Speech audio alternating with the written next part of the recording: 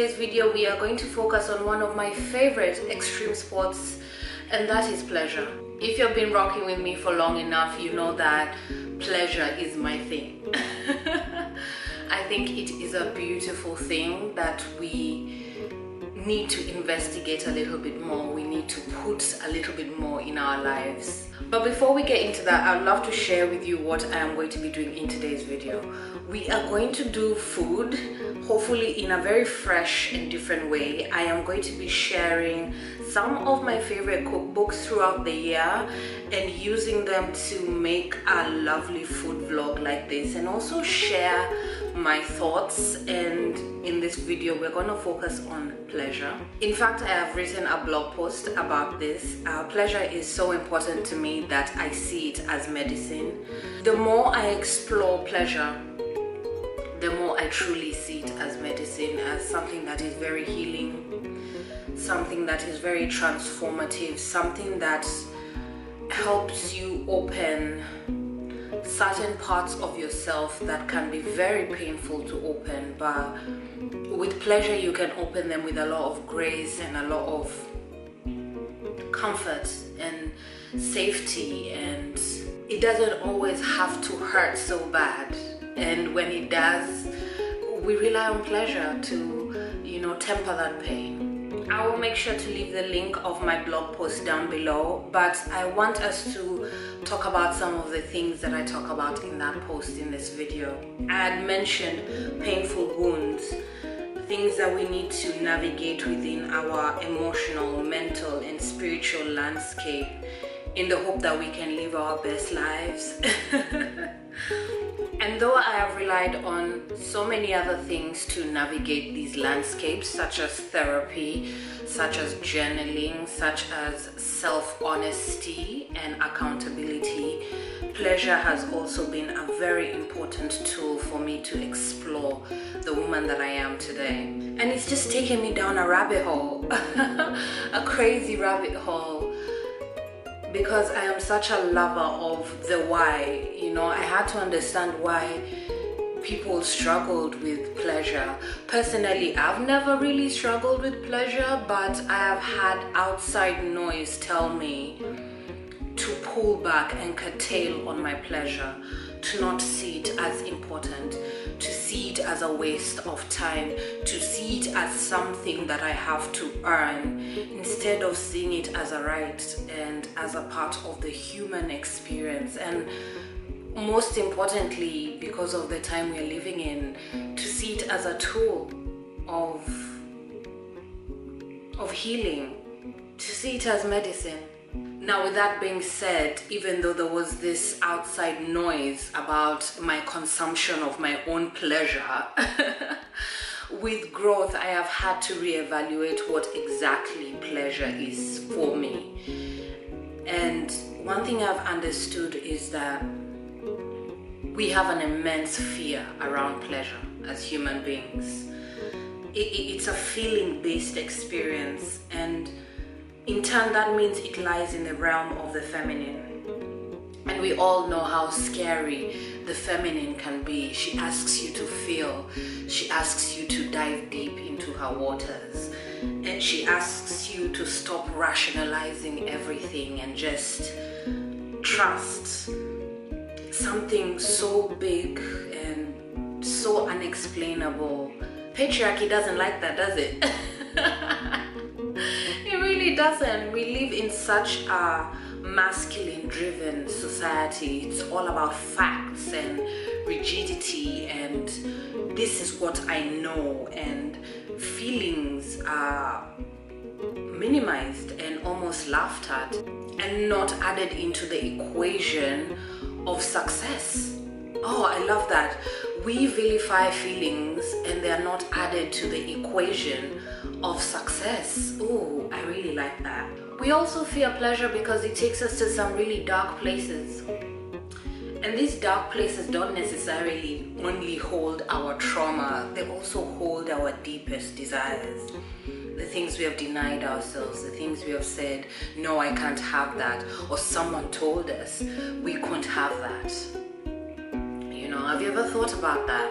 And in saying that, pleasure now presents itself as a tool of navigation, you know, navigating these landscapes that I like to talk about, the emotional, the mental, the spiritual.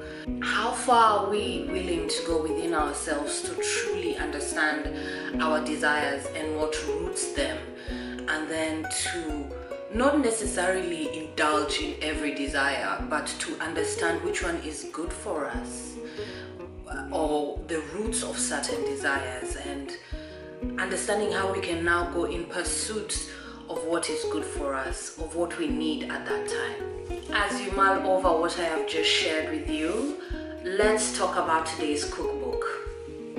This is actually a book written by somebody who I have a very firm belief that he too does not play games with pleasure.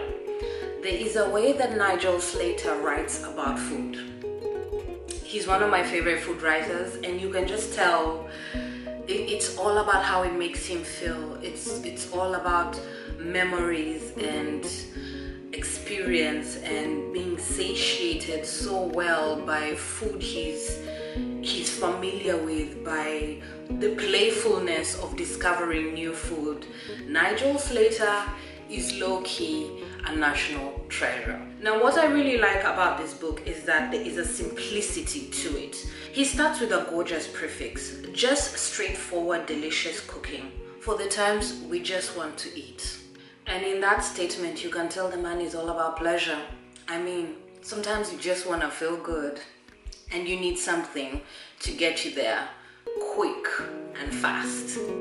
Now, he does insist that all the recipes in this book take about half an hour to an hour to make, which is not too bad for me. And every recipe has been written so simply. They have simple ingredients, and on the opposite page you get to see little variations of how you can change up these recipes. This is my kind of cookbook. I like it because it's fun. I like it because it's simple. I like it because he plays with lots of cuisines without being pretentious or trying to pretend like he knows everything about a cuisine. Let me just mention, mine is not perfect because I found it on the Tesco bookshelf, the charity bookshelf. So it has a touch of water damage, but that's not an issue for me. This book is about 10 years old, but I know you can still find it. Yes, it's exactly 10 years old. It came out in 2013. Of course, I'll make sure to leave a link down below. It's time to eat. I am breaking one of my rules. One of my things this year is to constantly switch up my routine. I want to add this big energy of surprise in 2023 because I'm opening myself up to lots of yummy things. So we're having a savory breakfast. Yes, really excited to get into this. Let us fry these fritters.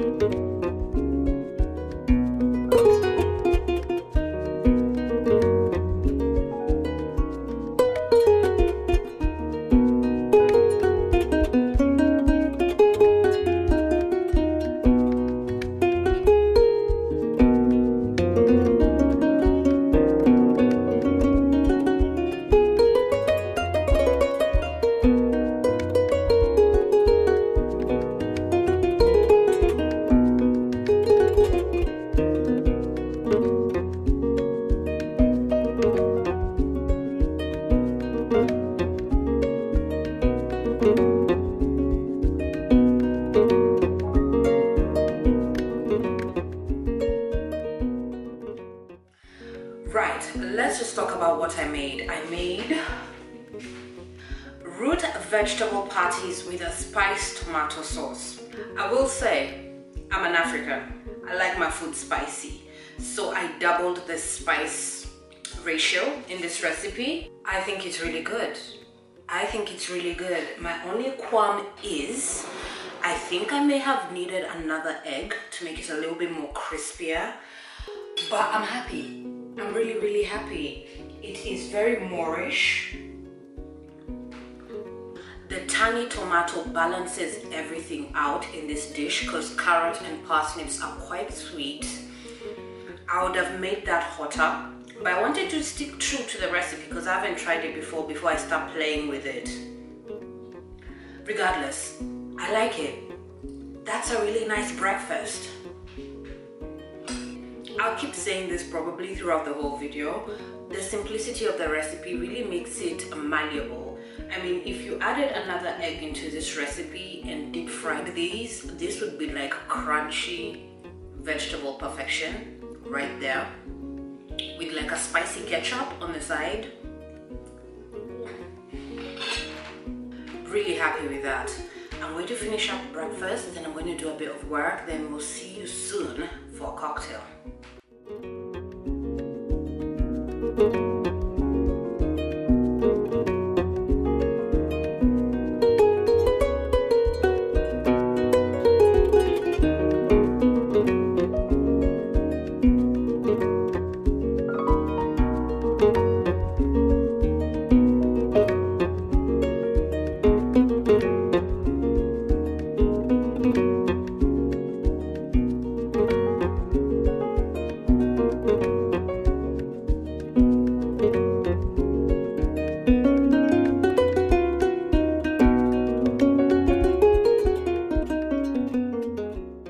Where has the day gone? Do not ask me, but it's a matter of pleasure, because when you're doing something that you like, time flies. I did decide to make the cocktail. This is the breakfast martini. This is a recipe that I found on Instagram and I just found it so appropriate for today's video. I mean, the drink to drink after my first meal of the day. I just love the way it sounds.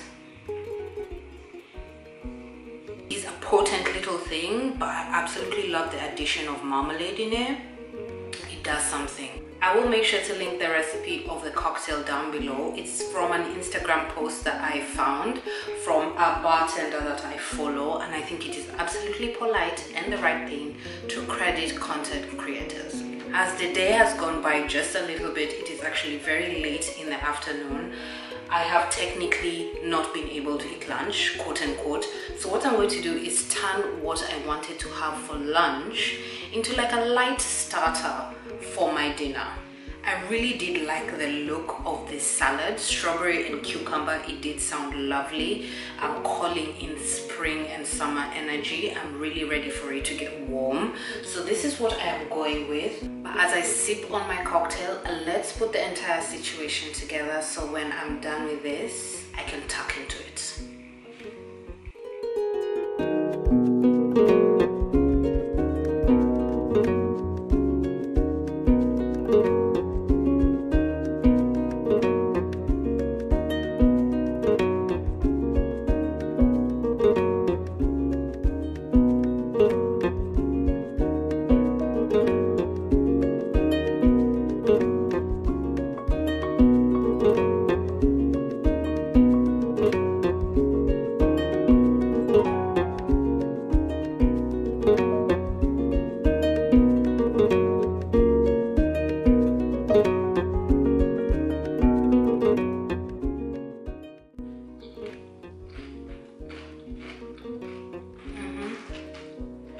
I see where Nigel was going with this.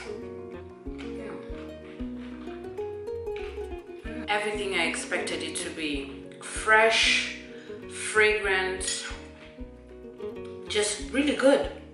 Wow, I'm going to be making that again. Just as my first recipe, I did make a few tweaks to this. I reduced the cordial and the honey simply because I don't have a sweet tooth, and reading the recipe, I knew the dressing would be too sweet for me, but it's beautiful.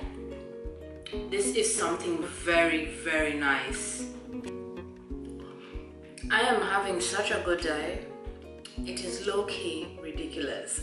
I am going to go and enjoy the rest of my salad, and we will be back very shortly to do dinner.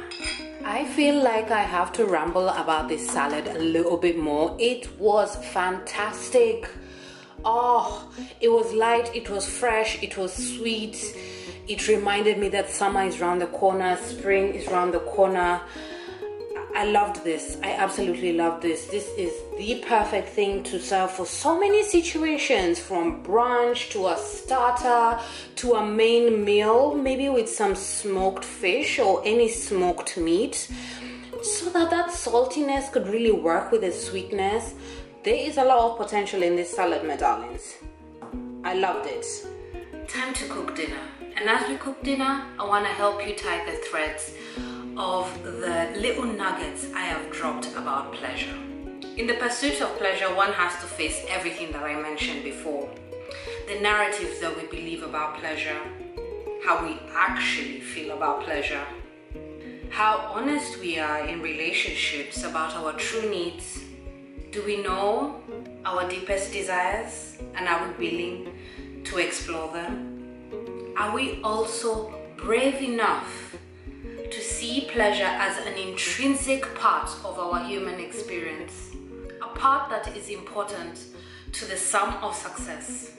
Are we brave enough to see pleasure as inspiring, healing, and dare I say it, worth pursuing for the hell of it?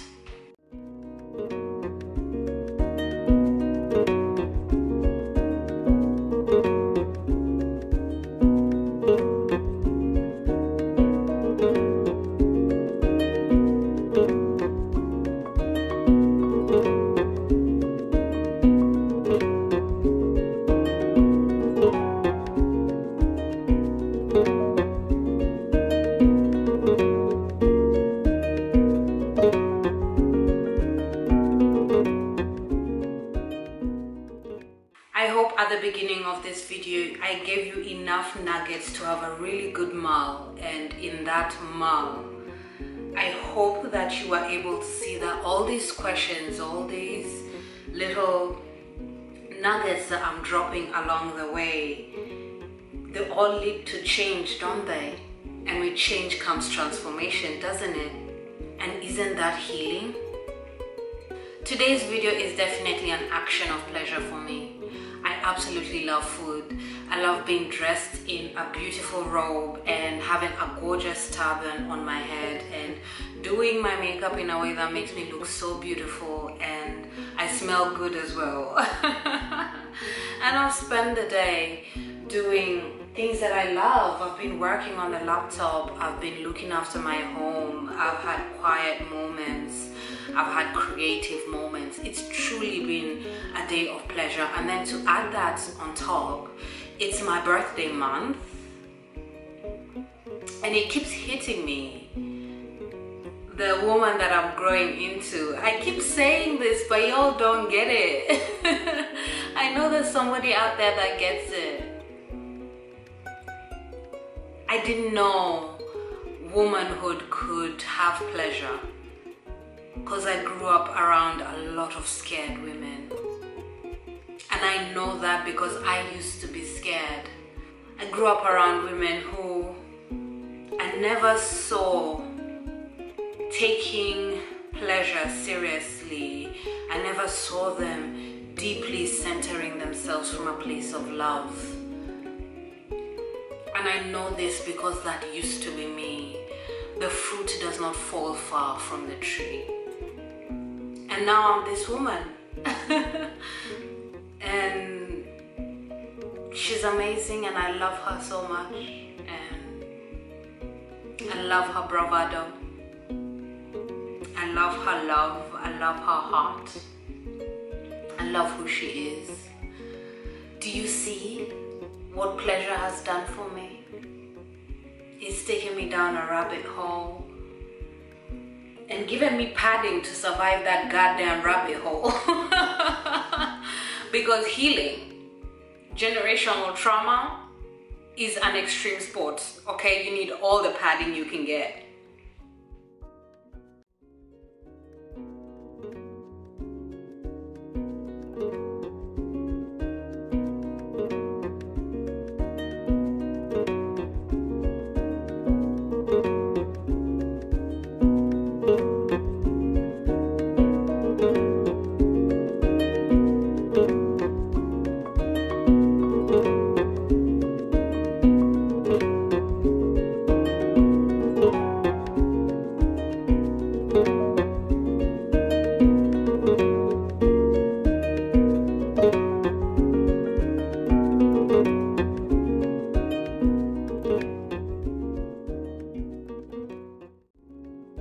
In classic IJ fashion, I did change the recipe just a little bit.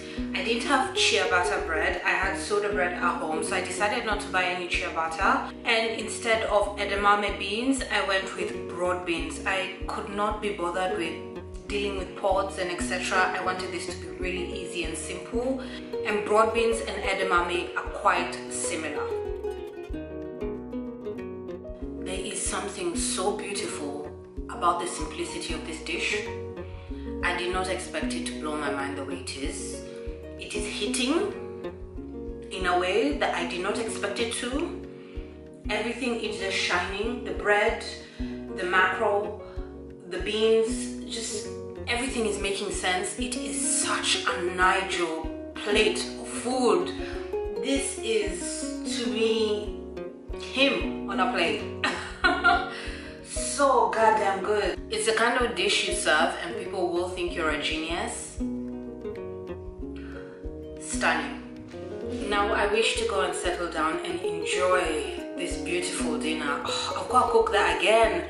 With that being said, this book is worth the trouble. I've really enjoyed eating from it the whole day. I am not going to write the recipes down in my description box out of respect of Mr. Slater, but it is not an expensive cookbook. It is old, as I had mentioned, it's over 10 years old, so I know you can find this at a really good price. I think it's worth the trouble. I mean, you've seen how well I've eaten today. And with that being said, thank you so much for spending the day with me. Down in the description box, I'm going to make sure to link everything that is relevant to this video, from the blog post to the cookbook to everything that will come up to mind when I'm editing. My name is Ijeoma, and I'll see you soon.